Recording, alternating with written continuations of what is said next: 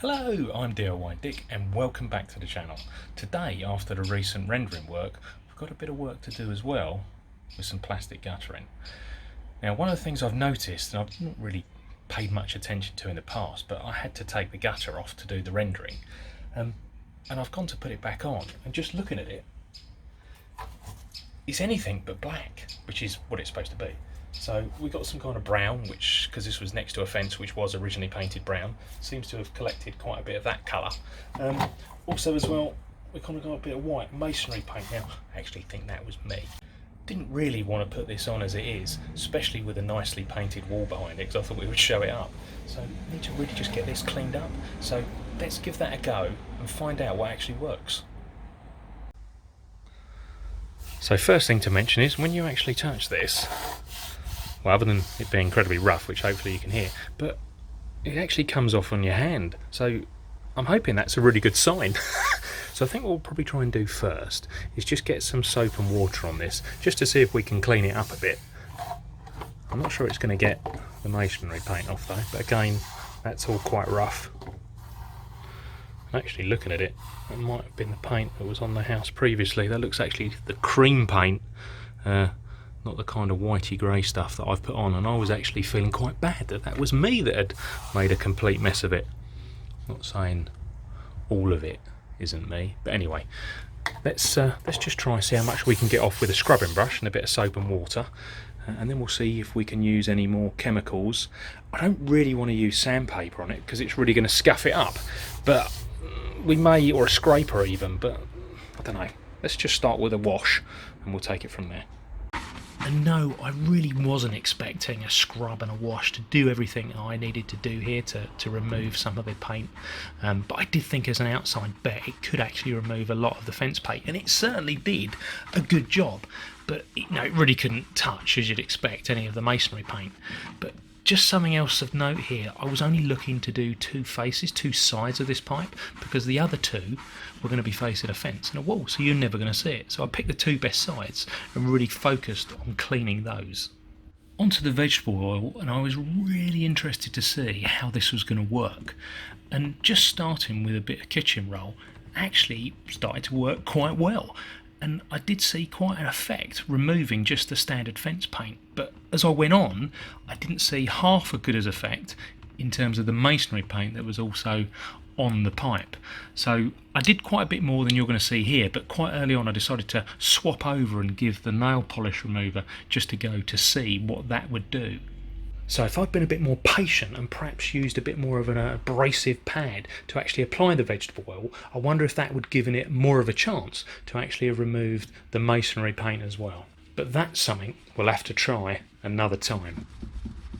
With the last part of the experiment then, the nail polish remover, as you can see straight away I'm actually getting some good results again, just with a paper towel on the standard fence paint. But also as well need to get some of the masonry paint off, so I start to give that a go as well. And yes, this does contain acetone.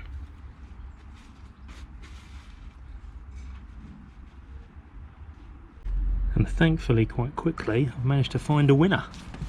Just have a look at this.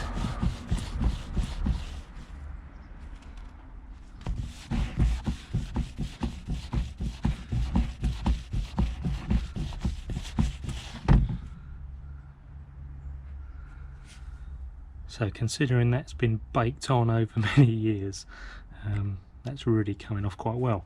And the winner actually is nail varnish remover. That seems to work really, really well, and certainly better than vegetable oil. It just takes it right off. So let's put some more of this on and get rid of the rest. Okay, so overall that's worked quite well, but we do have a slight dulling of the surface on the plastic. Not entirely surprised by that. But down here though, it's just a little bit worse, just where I've just scrubbed it a little bit harder. And when I say scrubbed, bearing in mind I've basically used a paper towel and a bit of nail varnish, and I didn't layer that on, it was only really dabbing very small amounts on. But I knew that this was a serious risk of happening, especially when I started to really try and rub at some of these areas. Now, if it was just left to this top bit and the dull finish, I think I'd just use some card products for interior plastic or exterior plastic, just to basically, just try and brighten that up a bit. But I think these are a little bit too far gone. But undeterred, what I'm actually going to do, which I thought I might have to do in the beginning anyway, is spray it. So before we can start that, I need to get this roughed up, so I'll get some sandpaper just to give us a bit of a key, and then I'll get the spray paint, and let's see how it looks after that.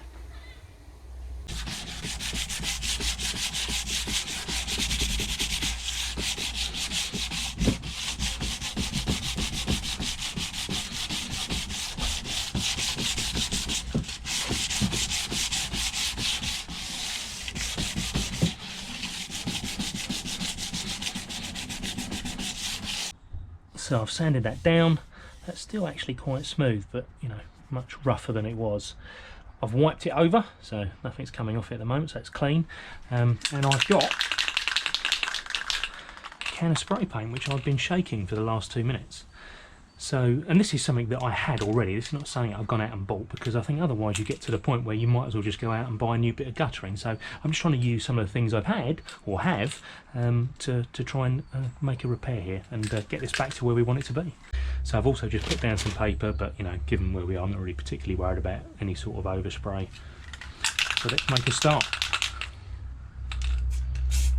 Even before I start spraying the pipe, what I start by doing is spraying the paper that I've actually got it resting on, and there's a very good reason for that, and that's just basically to ensure that I've got a good clean nozzle and I can actually get an even application of paint onto what I'm trying to paint. Because if you start straight away moving on to what you're trying to paint and you have a problem, what you're going to get is paint splatter everywhere, and then you've really only got a couple of options. You can try and layer that up to try and hide it, or you can try and wipe it off, and you know, either one of those things is going to be a bit of a pain in the backside, and certainly if you persevere, you're not going to get the best finish that you could have done. Now, I'm not saying that particularly matters in terms of a downpipe for a gutter, but it's good practice anyway, and something you really should try and do.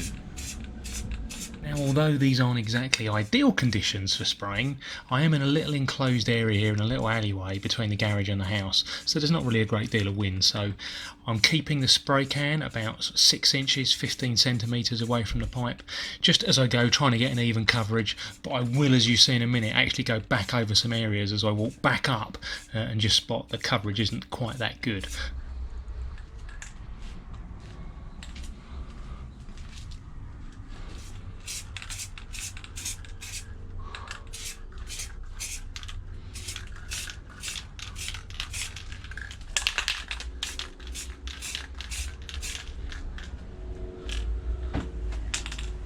Now I'm hoping one coat will do, but let's see. Anyway, we need to leave this a few hours to dry, and then we'll take another look at it, and if it's all good, then we'll move on to the next side. If not, we'll just put another layer on and see how that looks. So I've sprayed both sides now, and let me just pull you in so you can see how it now looks.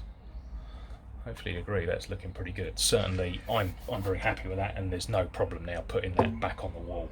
I mean, you wouldn't want your car to be finished looking like this, but for a bit of a plastic downpipe for the guttering, absolutely perfect.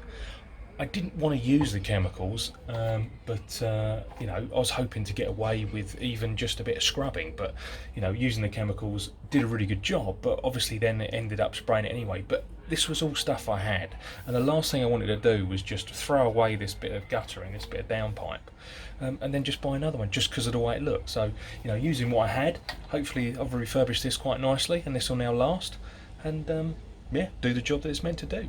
So thank you very much for joining me on the channel. Please subscribe, and I'll see you soon with some more videos.